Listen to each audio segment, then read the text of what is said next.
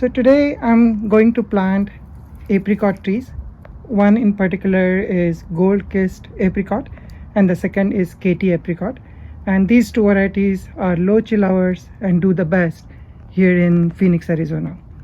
So I had dug this hole on the east side of the house. Is going to be getting some morning sun and afternoon filtered sun because of this mesquite tree, which is right to the south of it.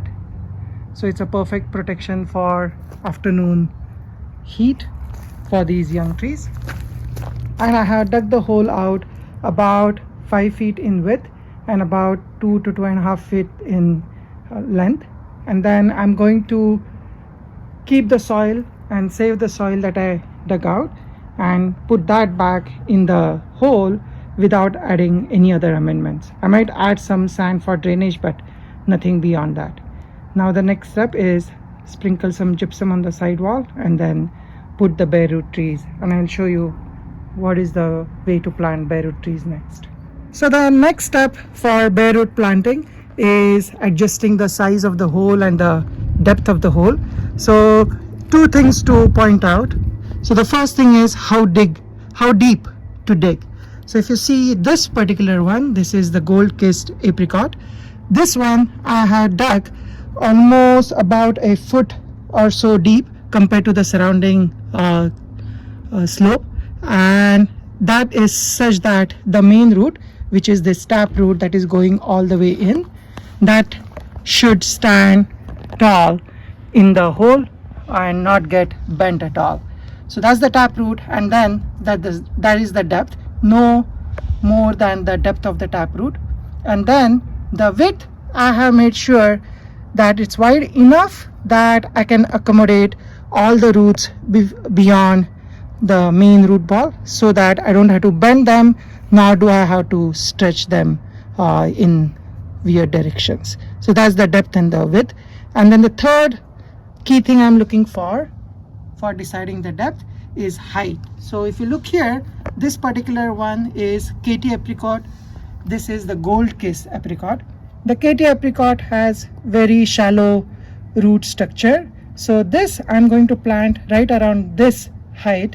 So pull it up a little bit. And then this particular one, the gold-kissed apricot, I'm going to plant at this height, because then the actual graft point here and the graft point here of this sits about 2 to 3 inches above the surrounding soil level, so it doesn't get sunken in. So that's how you decide how deep and how wide to dig for planting bare root trees. The next step is mounding them, and I will show you next. Ready? The next step is mounding the soil around the root ball. So I'm looking for the position of the tree. Make sure the graft point is away from the direct sun. So I'm facing it north or northeast is preferred. And now I'm just mounding the soil so that the main trunk is sitting straight and the taproot is completely submerged first. If there are any small rocks, you can take them out. And I'm using native soil. Do not use any amendments, as you can potentially create root rot in long run. Clay soil, even if it holds water, it's better and has mineral rich content, and it won't create any root rotting when the tree is especially young. So now I will create the mound such that this entire root structure is completely submerged in the soil. That's next. So now I'm putting the soil right around the root ball while the tree is standing straight, as you can see here, and I'm going to mound it enough so that all the root structure is covered before I start tamping it in.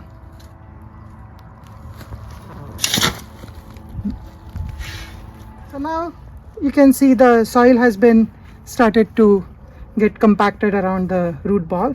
If there are any big clumps, you can just break them, but it's no need, since the gypsum and the watering in the first couple of times should be able to compact the soil easily. And what I'm doing is making sure the entire root ball is sitting more like a mountain or dome. And one thing to note is this root flare, which is nothing fancier than just the area where the roots are starting to emerge from the main root ball. So that root flare is completely exposed, and then what you want to do is any soil that is in between the root ball, in between the roots, is nicely compacted. You want to make sure that happens so that the roots don't have air pockets. And the first couple of times when you water heavily such that all those air pockets are completely gone. And you can compact it with hands or you can just water it. I would do both. So as I said, I'm going to plant 2 in a hole, which means I'm planting these 2 apricot trees, which are similar trees, and I'm planting them without any other amendment, but I'm planting them in the same hole with about a distance of about a foot between them. So as they grow, they would grow together eventually as if it's one tree, so you can get more fruits in the smaller planting area. And I made sure that this root ball is also going to be exposed, and this particular graft is in line with this, and both of which are about 4 inches above the surrounding soil level. So the next step is just compact the soil all around, making sure it goes inside the root ball structure. Like here, if you see here, there is going to be air pockets if you don't compact it properly. So what you do is make sure you tamp it as you go. So both the gold kissed and KT apricot trees are planted. I have watered it for the first time, and you can see the berm is already holding the water. I watered it once and now I won't water it till the buds break. The next step is pruning them. So I'm going to prune almost half its original height. I'm going to prune right about here, and then for the KT apricot about half its height, so right about here. So it will go, and the tree will be almost 2 to 2.5 feet high when it's planted compared to the original 5 feet tree. So I'm going to prune the gold kiss apricot right above this bud, because this is an outward facing bud, so I would hopefully get a couple of branches here and then from here, so as to balance this big branch. So right about there, about 1/4 inches above the bud I want it to sprout from. So now you can see this is the bud, so hopefully the new branch emerges right from here. So for the KT apricot, I'm going to prune right about this bud, which is facing this direction.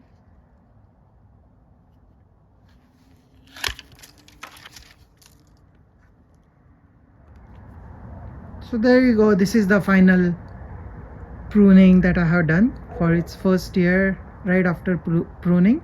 And now, just like this plum tree which is right behind it, which is burgundy plum, you can see that the apricot trees have also been pruned at about the similar height where the new branches emerged on the plum tree last year. And then the other main thing I have done on the apricot trees is, since these are planted as 2 in a hole, I have made sure that those branches are pruned so that they face away from each other. So this would fill up hopefully as one tree after a few years. So the 2 apricot trees are planted. They have been watered for the first time, and then only on the top I have added a little bit of compost and then mulch around it, ensuring that the mulch does not touch the base or the trunk of the trees. And then I won't water them till about another couple of months or so, late February or early March. That's when the trees should start showing any signs of buds. And then when the buds wake up, I see some leaves or flowers, that's when I'll start watering both these trees in one hole regularly, once a week and then probably once a month in late October. So water it deep but infrequently, and then I'm going to ensure that the root ball stays dry in between the watering, or at least the surrounding soil stays dry in between the watering. So as long as you do add compost and mulch on the top, it should help retain the moisture in the soil. And since I have not amended the soil at all, in this case the compost is not going to generate heat and generate root rot inside the main planting hole. So this is the best way to plant bare root trees here in Arizona.